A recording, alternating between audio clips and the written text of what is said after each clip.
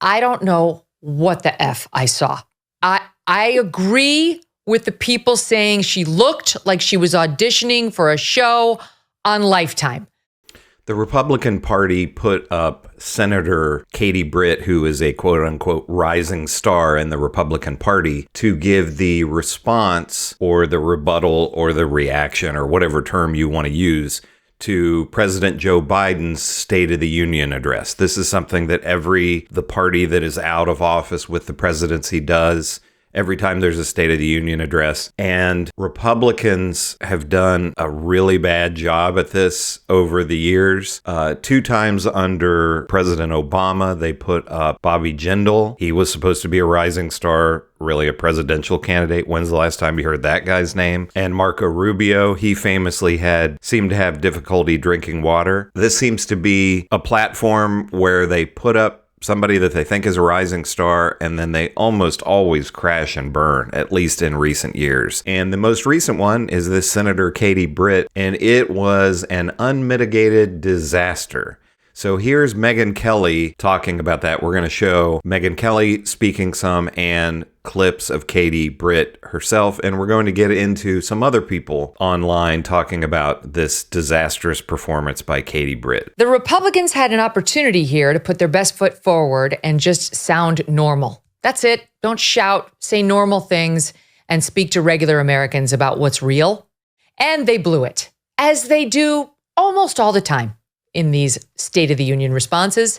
They put up rising star in the Republican Party, Katie Britt, who is a senator from the state of Alabama and a Republican, as I said.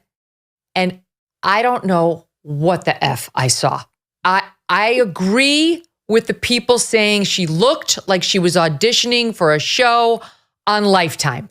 The drama, the fake affectation, the over-the-top portrayal of emotions I did not believe she was feeling at all. Her inauthenticity, it was totally cringe, as the kids would say. Sorry, this is how I saw it. You tell me whether you disagree. Here are some high/lowlights. I never could have imagined what my story would entail. To think about what the American dream can do across just one generation, in just one lifetime. It's truly breathtaking. But right now, the American dream has turned into a nightmare. Our country can do better. And you don't have to look any further than the crisis at our southern border to see it. Okay. She embarrassed herself. She embarrassed the Republicans, and she embarrassed women. She embarrassed herself. She embarrassed the Republican Party. She embarrassed women. Can't do a whole lot worse than that. I was horrified by her performance, and I really think that it's going to take her years to rebound from that performance. Am I being too hard on her, Sarah? So this is another commenter on Megyn Kelly's show, Sarah Gonzalez. No, I completely agree with you. And as you rightfully pointed out, it is the most Republican thing to do ever, to be handed this on a silver platter. You have a guy whose a low bar is just don't die. He hits that, right? Okay, so good for him. And you have this opportunity on a silver platter, and what do you do with it? You parade Katie Britt out there to audition for a Lifetime movie. I mean, it was just so painfully embarrassing. I literally had secondhand embarrassment watching her try to over dramatize everything. I mean, you had one job, Republican Party. You had one job.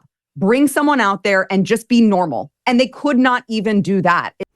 All the Republicans had to do was just be normal. That's a big problem for the Republican Party right now. Their candidates and people within their party, the politicians I'm talking about, don't appear normal to normal people. So it wasn't just Megyn Kelly. Everybody seemed to be dunking on Katie Britt. Here are some clips from the Majority Report with Sam Seder. He had his guest Francesca Fiorentini on to talk about this. Let's take a look. We know that President Biden didn't just create this border crisis. He invited it with 94 executive actions in his first 100 days.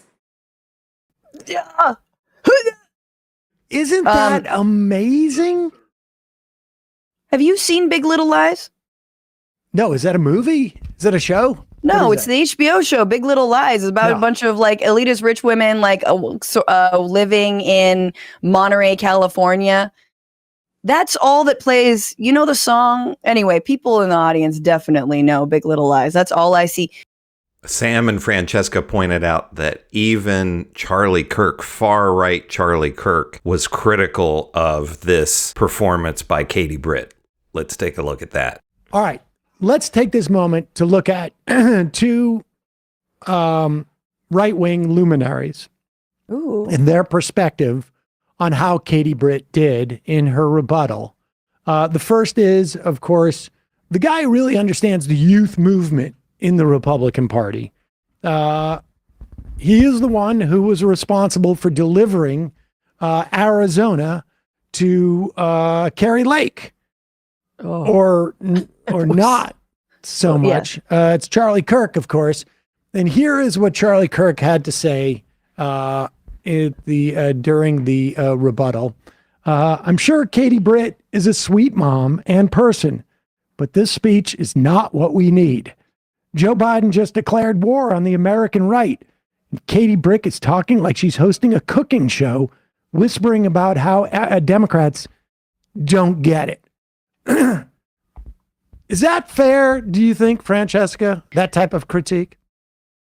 No, I actually think that, honestly, it was really creepy, but I do think that Katie Britt's rebuttal is speaking to exactly who the Republicans want to speak to, which is women who are thinking of not voting in November for Donald Trump because they don't want, things like a federal abortion ban. They're thinking of maybe breaking with their husbands and how like they usually tell them to vote, and they want them to get involved in their PTA meetings and like find a local Proud Boys group, start Moms for Liberty without all the sex scandals, and, continue to ban books. She's right that the substance of what Katie Britt was saying is what the Republican Party is looking for and what they're trying to present. The presentation of it was just horrible. This was the lone positive voice anywhere really that I saw, but this was not one of our smartest senators, Tommy Tuberville. Well, I think that you agree with the other Republican luminary, Tommy Tuberville, who, according to Igor Bobik, had this to say. She was picked as a housewife, not just a senator. They let them do both these days. Somebody who sees it from a different perspective. I mean, she did what she was asked to do. I thought she did a good job, and it's hard when you've never done anything like that. And she's attractive. She's young. She always has dinner on the table, I guess. Can you? A little scary, but like hot scary. Like want to, I don't mind it.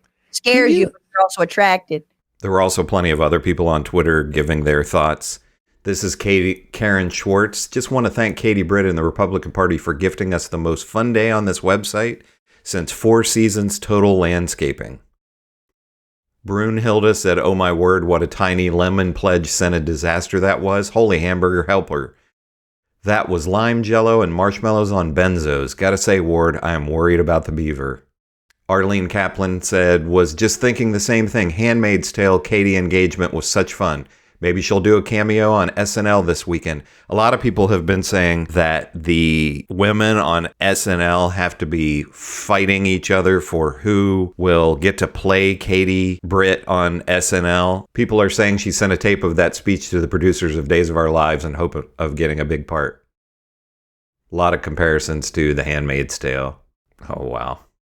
Chris in Hawaii. To think about what the American dream can do across just one generation, in just one lifetime. It's truly breathtaking. Ragnarok Lobster said she got 700 Club delivery down pat. I feel like she was about 5 seconds away from telling me that for just the price of a cup of coffee, I can feed a starving family in Africa. Katie Britt is the Bobby Jindal of Michelle Bachmann's. Michelle Bachmann was another one that had a very disastrous performance in a rebuttal. Britt to the poor RNC handler sent to her house just before taping as the lights come on. I was in theater camp once, And they said I could have made it as an actress. All right, so what do you think? Was this performance, this rebuttal, this response to President Biden's State of the Union address by this senator that the Republican Party has foisted upon all of us, was it really as bad, as cringy, as awful as what everybody is saying? Or do you think she did a good job? Was Katie Britt not quite as bad as what everybody seemingly everywhere except Tommy Tuberville is saying? Let me know in the comments. Share your thoughts. Make sure to give a like and subscribe, and I'll see you in the next one.